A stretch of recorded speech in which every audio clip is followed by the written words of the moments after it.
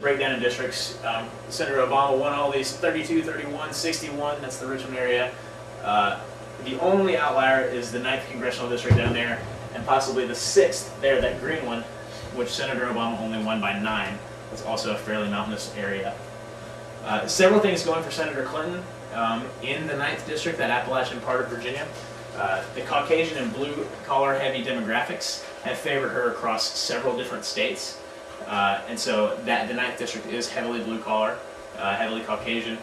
There was no direct campaigning by either candidate in the 9th District. Bill Clinton did visit Southwestern Virginia. That should benefit Hillary Clinton. And there was very little on-the-ground campaigning or get-out-the-vote organization in those districts. This should favor a candidate with higher name recognition and a higher profile. In this case, is Senator Clinton. Appalachian, Ohio, we saw this primary a few weeks ago. Hillary Clinton won the whole state by 10. These two districts right here, the 6th and 18th districts, the two Appalachian districts in the state, Hillary Clinton won by 42%. So she outperformed herself by 32 points. Senator Obama, again, underperforms in Appalachia by 32 percentage points. I think this is slightly lower than in Tennessee and Virginia because there was direct on-the-ground campaigning for a sustained period of time, which heavily favors Senator Obama. Upcoming Appalachian primaries. This primary is actually tomorrow, Pennsylvania. And here we see kind of a baseline of where the two candidates start out. For several months, Senator Clinton was up by 20 and even 30 points. Even 2 or 3 weeks ago, there were polls showing her up by as much as nearly 20 points.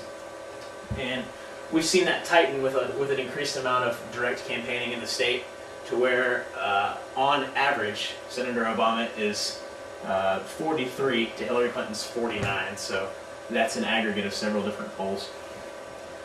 In North Carolina, we see Senator Obama with a healthy lead. That's because most of the population is down in the industrial crescent area of the Piedmont in North Carolina, not in the mountains.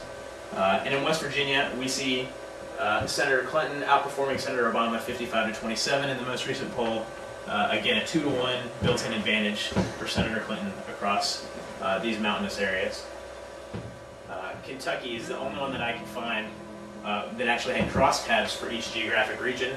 We see, again, as in most mountain areas, Hillary Clinton outperforming Obama 2-to-1.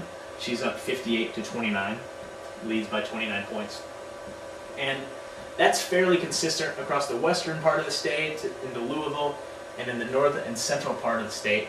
And then when we get to the eastern part of the state, we see Senator Clinton leads 70% to 18% for Obama, again, dramatically outperforming him. So she's up by 52 points in the Appalachian part of the region. So this is also a good chance to explain what I mean by underperforming. Senator Obama is down by 29% across the state, yet leads by 52 just in the Appalachian eastern part of the state. That's an increase in his deficit by 32 points. I'm sorry, by 23 points. There's also a myth that hillbillies cannot do math, and it is not true. Several things I think that campaigns can really do to improve their performance in Appalachia, and the first is to really engage people in the region. It should be obvious, as important as this geographic region is to these swing states, that the candidates need to engage the people there to perform strongly. We also see an increasing tie between the social, culture, and political ties in Appalachia to the issue of coal and the controversial topic of mountaintop removal and strip mining. A majority of West Virginians oppose mountaintop removal, and a majority of Americans oppose expanding mountaintop removal. So the candidates could benefit in Appalachia by coming out with a strong position against mountaintop removal coal mining. Hey y'all, I wanted to finish up a couple thoughts. My tape died at the very end of when I was doing that slideshow. So as I was saying, the candidate can do well to address mountaintop removal, and by doing that can also help us do two things. One is you can continue to keep Appalachia as an energy center for the United States. As we transition off of coal, it would be great if Appalachia was the center for wind industry, for solar industry, and for renewable energy in the United States to continue to provide for the East. I think there's a big sense of patriotism within Appalachia in providing Americans energy. So by doing that, you can also make the way we interact with both our environment and our economy more sustainable.